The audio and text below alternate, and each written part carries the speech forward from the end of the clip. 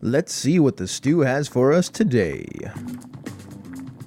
Welcome to the Gnomecast, the Gnome Stew's tabletop gaming advice podcast. Here we talk with the other gnomes about gaming things to avoid becoming part of the stew, so I guess we'd better be good.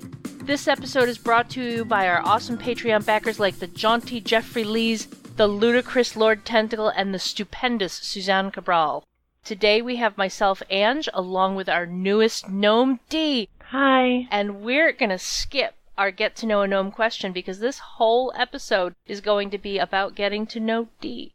Oh, boy. Hi, Dee. Welcome to the stew. Hi. Thanks for having me. I'm super excited to be here. Yeah, you are our newest gnome, and this is probably the quickest after adding a gnome that we have actually gotten to record the Get to Know a Gnome episode.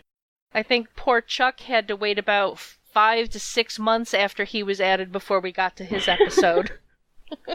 Well, I'm glad to be part of this, new generation, I guess? Sure, let's go with that. Why don't you tell us a little bit about yourself? I go by D. That's not my real name. It's just something I use for online. I'm a student librarian. I'm trying to be a librarian. I've spent the last couple months, working on panels and presentations. In order to teach people how to GM. I really find GMing important, and that's why I want to be part of Gnome Stew more than any other blog. Honestly, I believe librarians are superheroes because they honestly do have superpowers. We do. Fun fact: we're not allowed to use the shush thing anymore. It's not allowed. Really? I thought it was going to be a whole thing where, once I graduate, I could just do the shush whenever because it's a superpower. But no, it's too rude, so we have to say, could you please quiet down? We're not, yeah. That's awesome, though. If I ever get to, work in a library in a small town, I'm bringing it back. Hey, once you're in charge of the library, you can do anything you want. Oh, yeah. So why don't we get into your gamer origin story? How did you come to be a gamer? Okay, so I want to say my real story starts 11 years ago, but probably just 1 or 2 years before that. The first game I ever played was a one-shot, and it was a Naruto 3.5. I had no idea what I was getting into, and they're like, oh, what kind of powers do you want your character to have? And I went nuts. I was like, I want my character to be able to generate barriers all over their body. It was going to be a whole thing. But that was a wash, and I don't really count it as, my first role-playing experience. Well, I mean, it still gave you a taste of what it was. And, back in the day, they used to slam everything into 3.5, so... They did. I mean, the first taste it gave me was that the GM and another player sitting in a corner talking to each other for an hour as the rest of us were just waiting. And I'm like, is this how it's supposed to be like? No, but that is not an uncommon experience either. Yeah, that was okay. But officially, I got into my first long campaign, my first real game and campaign. There was these guys I met on League of Legends. Yeah, I know, right? And they were like, hey, you seem fun. You should join us to play League of Legends more. And then I did. And then they were like, hey, and then they always disappeared at the same time, every week. And I'm like, so what's going on then? And I'm like, is this a cult? I mean, it's, yeah. Dark basement, practically the same thing. So, yeah, no, it was actually a game. And they all they all knew each other offline. So when they got me to start playing, I was just the computer in the corner. It was nice. They wanted to get me in there. So that was my first campaign. I started off as a level 1 sorcerer in a level 6 game. It was not...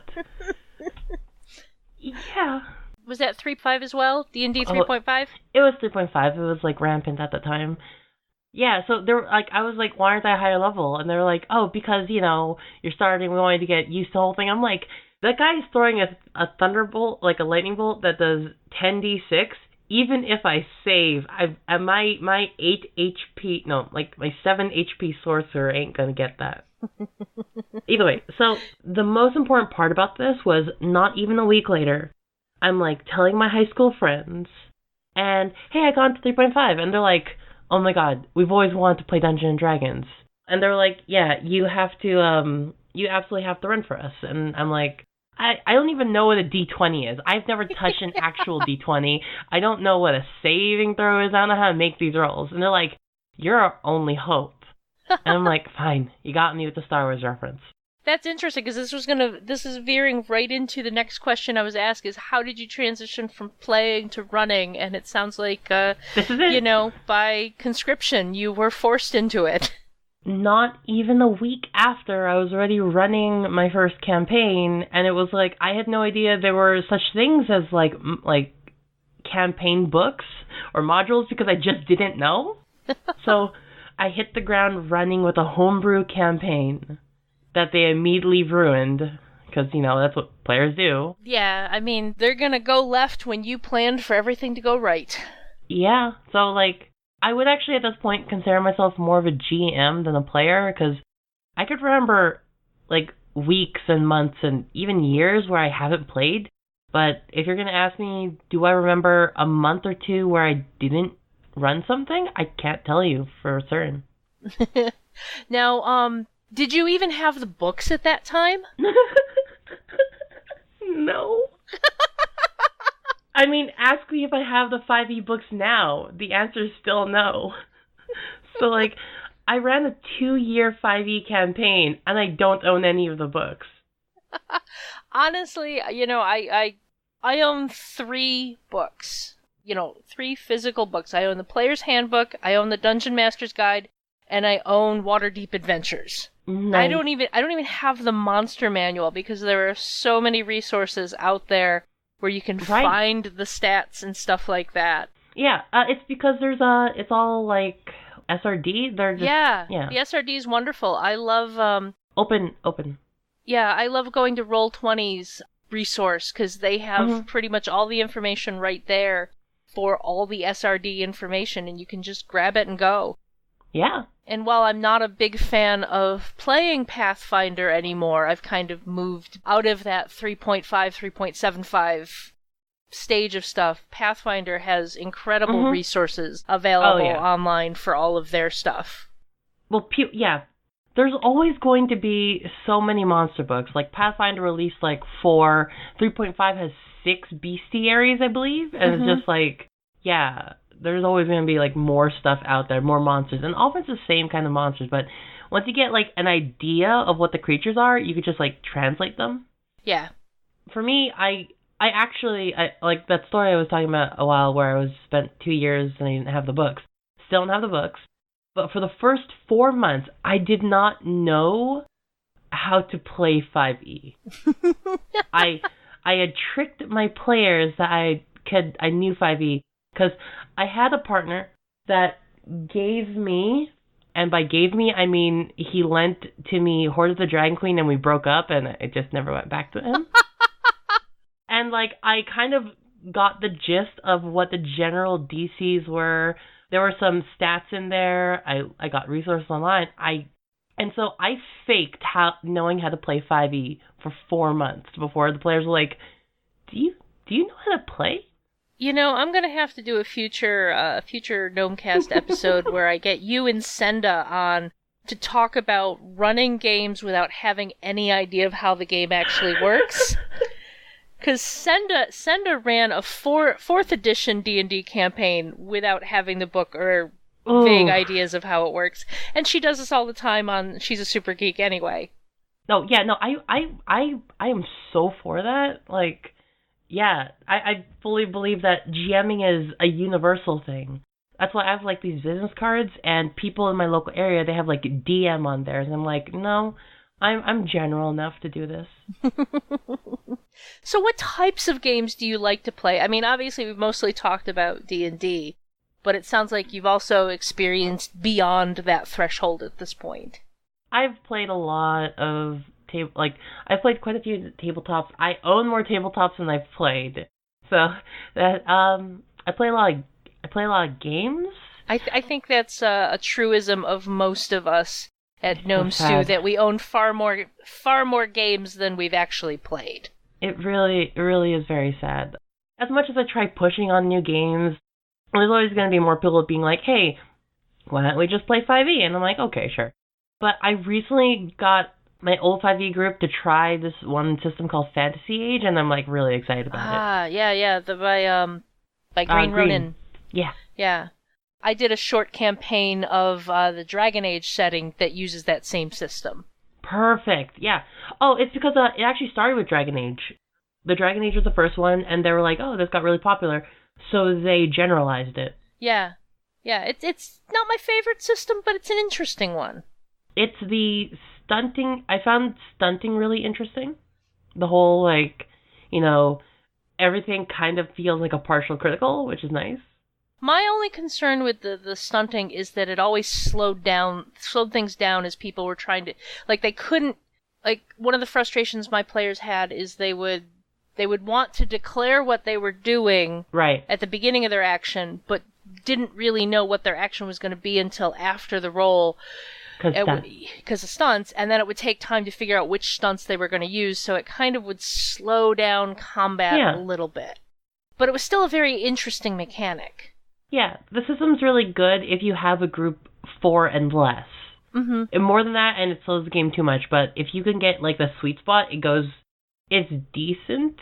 It's not the fastest. Yeah. For video games, I used to really like competitive stuff. You know, obviously, like League of Legends has been mentioned already. It was huge for me. Nowadays, I like more, like, I can't even say softer stuff. There's been this one game I've been playing for the last 2-3 days called Kind Words. It's amazing. I love it.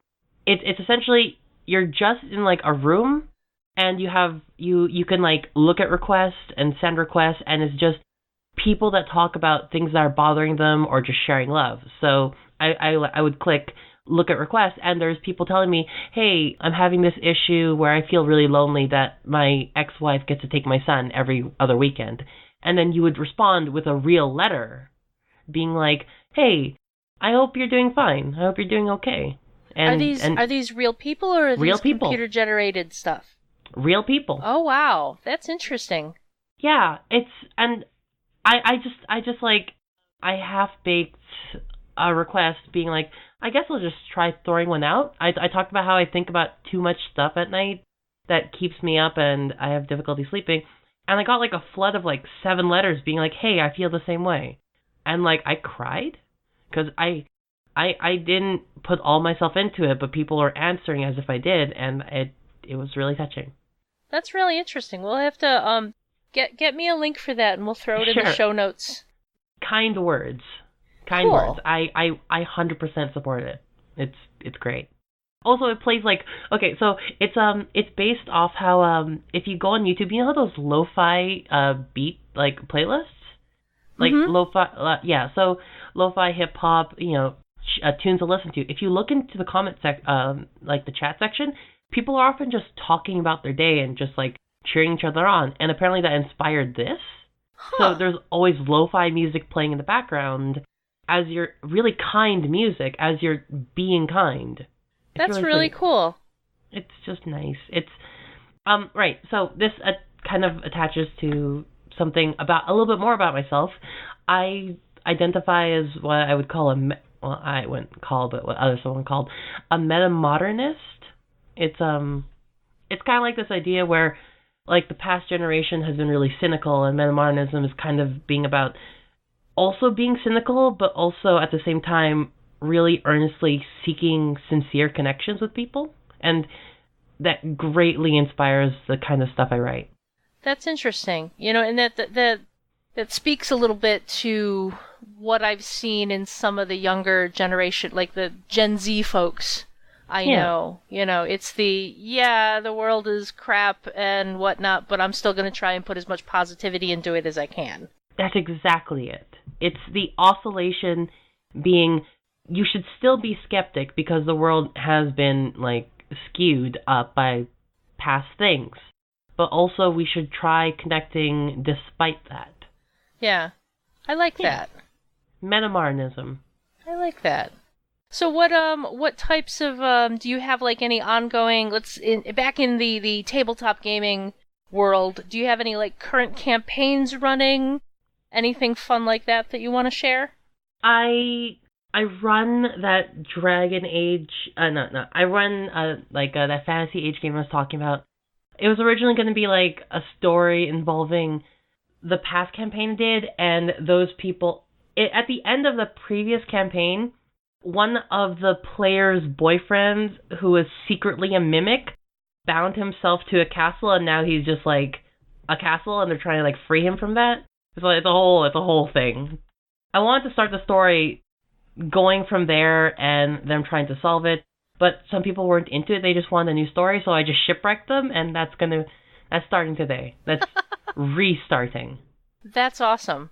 Yeah, I'm like, I need to pivot. Now, you mentioned with your work as a librarian, you've also done stuff to try and introduce people to GMing? Not necessarily as a librarian, but introducing GMing is like one of the main things I do. I spoke at this con, Anime Revolution, in August.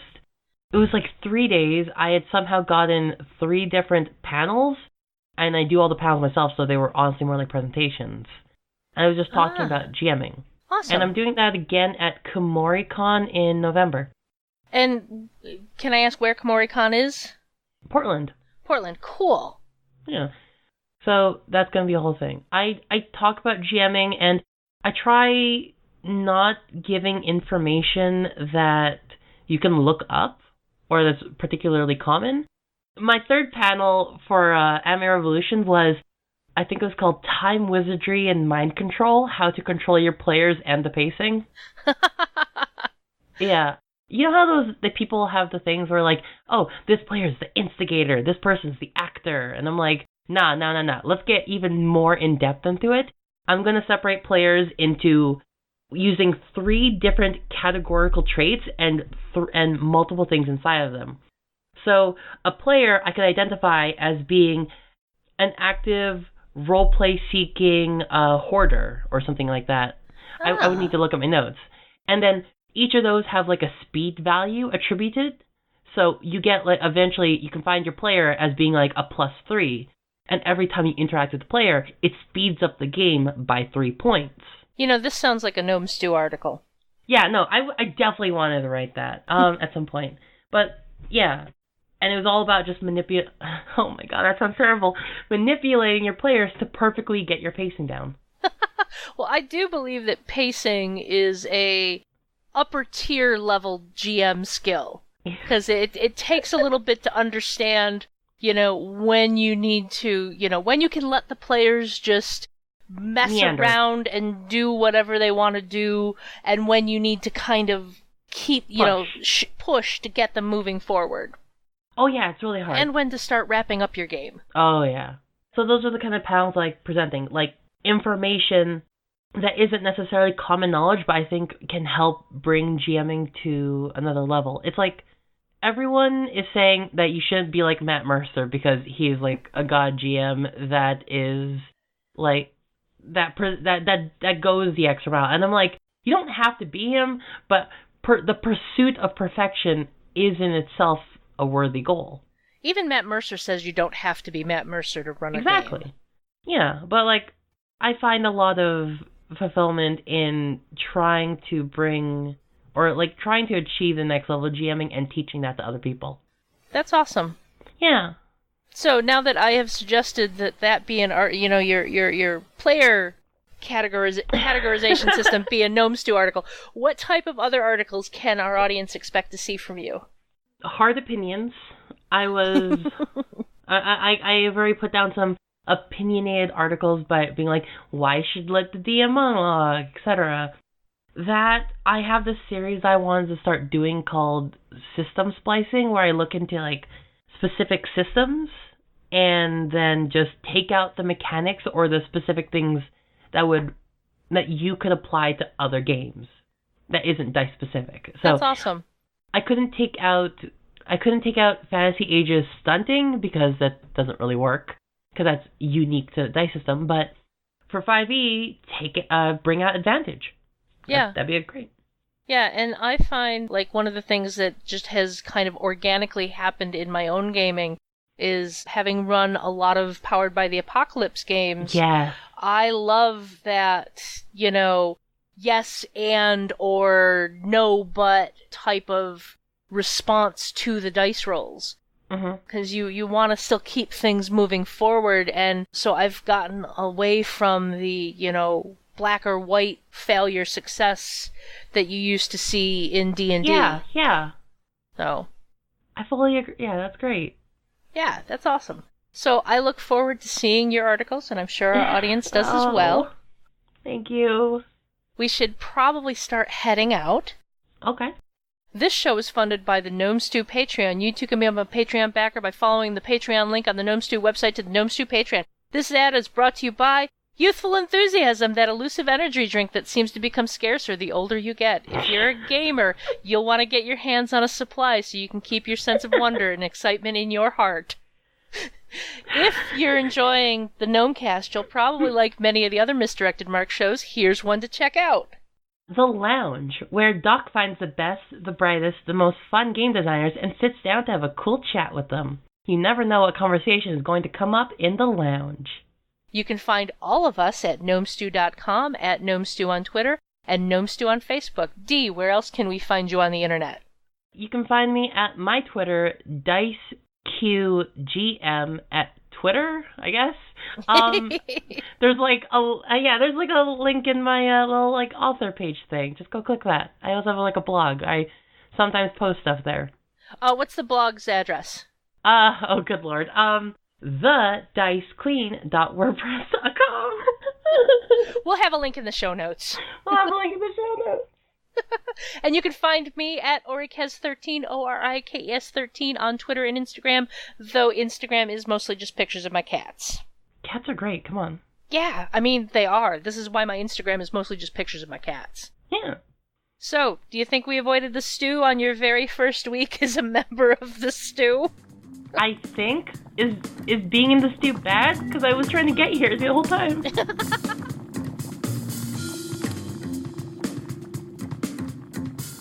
Gnomecast is hosted by Misdirected Mark Productions, the media arm of Encoded Designs.